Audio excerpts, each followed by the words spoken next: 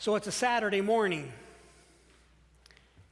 and it is like every typical Saturday morning of my teenage years, unless I was doing the early shift down at Fairway that morning. And I am oblivious to the world around me, soundly sleeping, and then the hour hand, or the minute hand makes the way back up to the top of the clock, and that hour hand sits on the 8. It's 8 a.m. And my dad has been playing music since about 6:30 that morning on the stereo. And he would pick out some random record, and I don't remember what the record usually was because I was trying to ignore the fact that he was playing music for the whole house way too early in the morning. And the volume was always low at first, and then it would get gradually a little louder and a little louder and a little louder. And of course, I would be sleeping through all of this. Well, at least I was pretending to sleep. I did not want him to let him know that I was up. Because once you came down the stairs on a Saturday morning, the chores would start. I could smell the coffee. That was that first smell that wafted up the stairs in the morning. And then maybe the smell of some toast or bacon, all in an effort to entice my siblings and I out of our beds. He would be reading the paper at the kitchen counter and listening to that music play. And I used to only think that the music that he was playing was for his benefit, that he just enjoyed his time alone in the morning, listening to some music until it was chore time.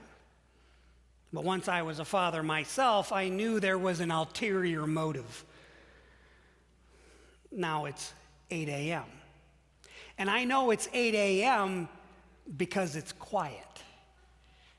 Just quiet long enough for him to make his way to the stereo, turn off the turntable, yes, turntable, and get that Beach Boys record out.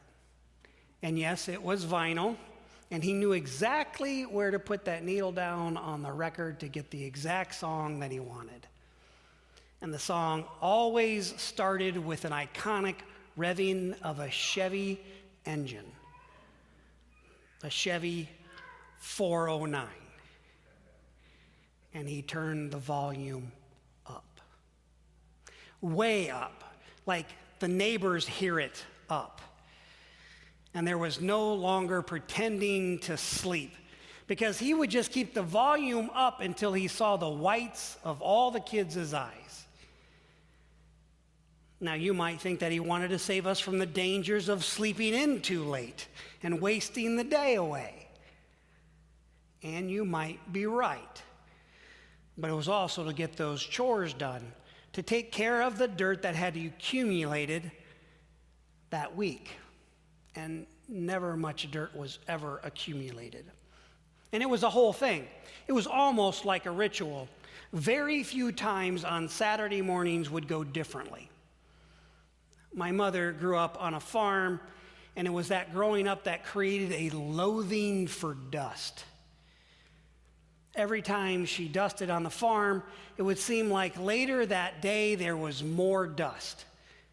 Now that she was a town girl, she could banish that dust at least for a few days instead of hours. All that dirt around the house would need to be collected and vacuumed, scrubbed and cleaned. The whole ritual for us to get us to clean the house, a ritual that got rid of all the dirt. And today's gospel from Mark also talks about rituals. After taking our time in John's 6th chapter, we are now back in Mark. So we need to orientate ourselves a little bit.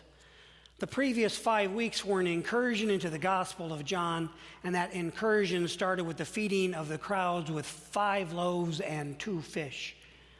Today we go back to that same starting point, only we move forward in Mark's Gospel and not John's. And Jesus has just fed the crowds. The disciples have filled 12 baskets with the leftovers of abundance of bread that was supplied.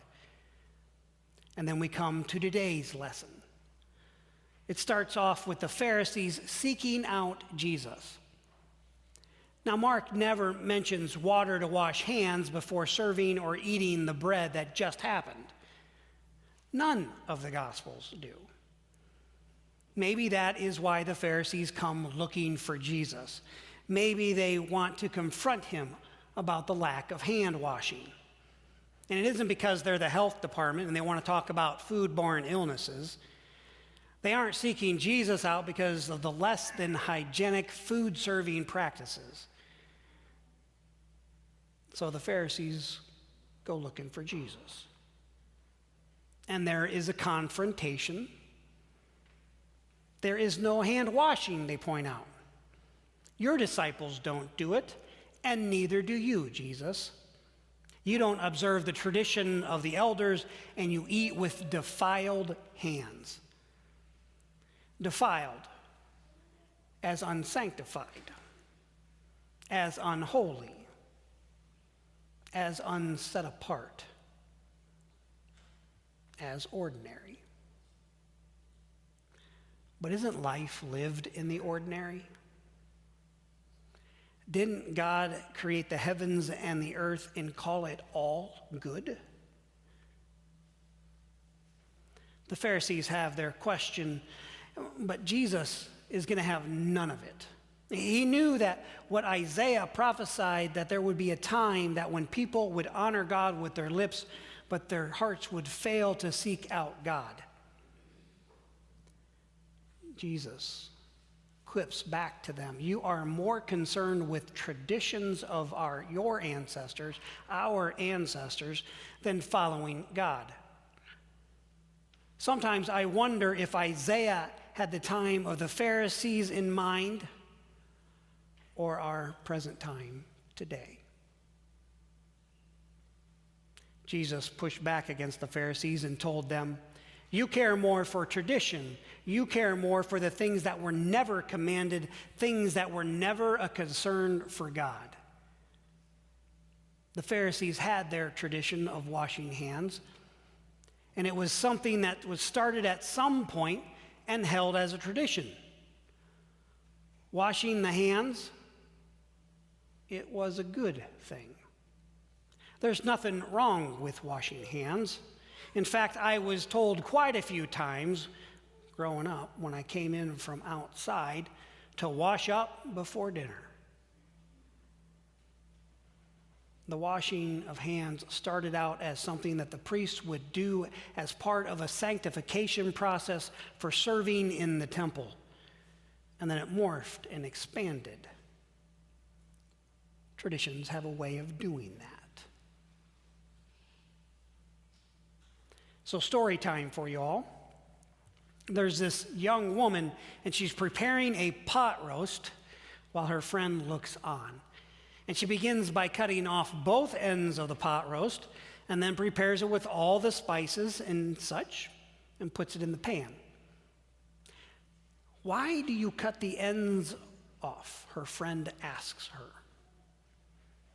I guess I don't know, she replies. My mother always did it that way, and I learned how to cook from her. So her friend's question made her curious about her pot roast and the preparation to do that. And during her next visit home, she asked her mother, how do you cook a pot roast? Her mother proceeded and explained and added, you cut off both ends, prepare it, and put it in the pot and then in the oven. Why do you cut the ends of the roast off? The daughter asked. And baffled, the mother offered, that's how my mother did it, and I learned it from her. Now, her daughter's inquiry made the mother think more about the pot roast preparation. When she visited her mother in the nursing home, she asked, Mom, how do you prepare a pot roast? And the mother slowly answered, thinking between sentences, well, you prepare it with the spices, you cut off both ends, and you put it in the pot. And then the mother asked, "But why do you cut the ends off?" And the grandmother's eyes sparkled and she remembered, "Well, the roasts were always bigger than the pot that we had back then. I had to cut the ends of it off to fit it in the pot."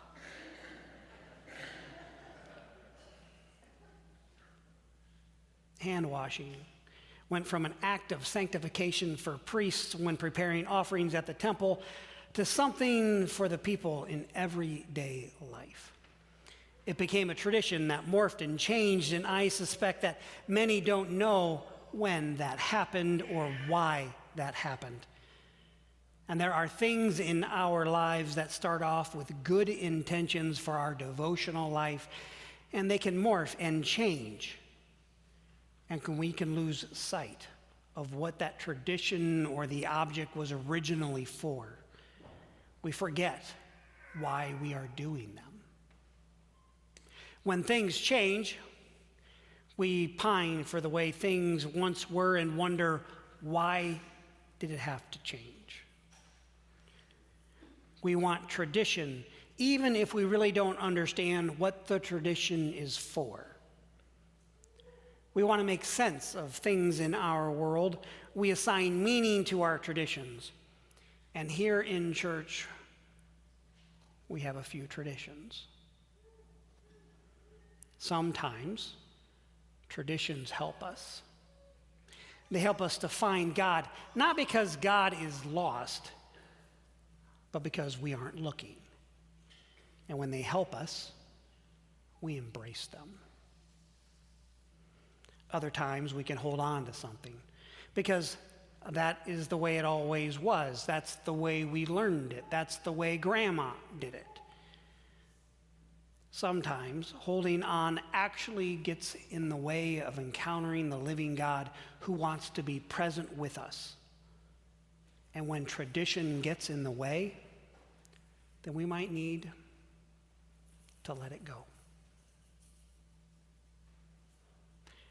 Then Jesus called the crowd again and said to them, "Listen to me, all of you, and understand. There is nothing outside a person that by going in can defile, but the things that come out are what defile." Jesus is talking about a different kind of washing with the Pharisees. This washing has nothing to do with Saturday mornings and cleaning. And Jesus is talking about a washing that has nothing to do with the outside, but a washing of the inside, so to speak. A washing of the heart and the soul. Martin Luther tells us to walk through life remembering our baptisms. I suspect very few of us in this room can remember that time when a pastor baptized you in the name of the Father and of the Son and of the Holy Spirit. But still, Luther implores us to go through life remembering our baptisms. The Pharisees wanted to wash the outside so that nothing unclean would defile a person. Jesus calls us to something different. Not the cleansing of hands, not the cleansing of the outside of us, but a washing in the blood of the Lamb. It's an entirely different kind of cleansing. Baptism is less about washing the stains of our sin away. Yes, it is that, but it is more than that.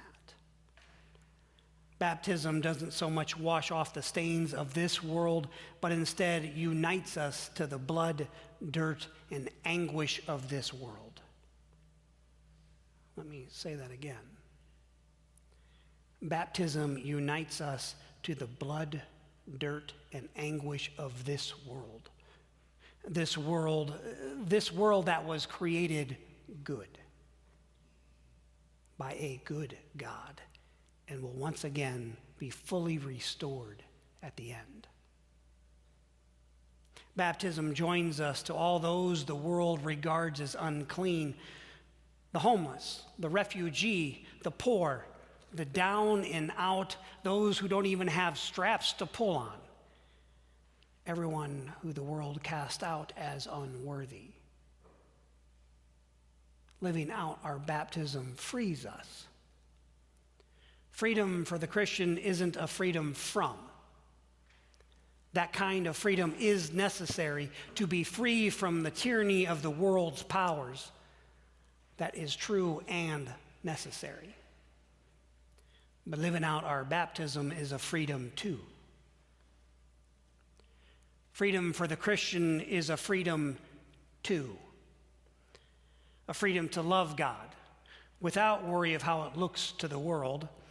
Free to love God with all of our heart, mind, soul, and strength. Free to love our neighbor without worrying about whether that neighbor deserves it or not, whether they have earned love or not.